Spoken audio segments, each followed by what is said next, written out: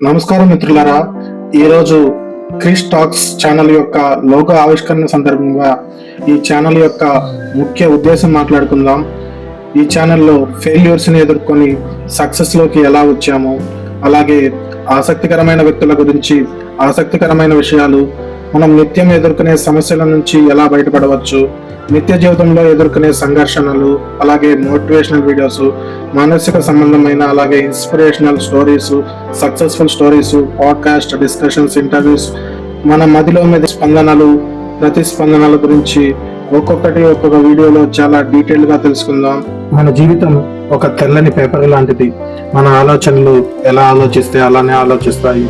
మన జీవితం ఎలా రాసుకుంటే అలా జీవించవచ్చు.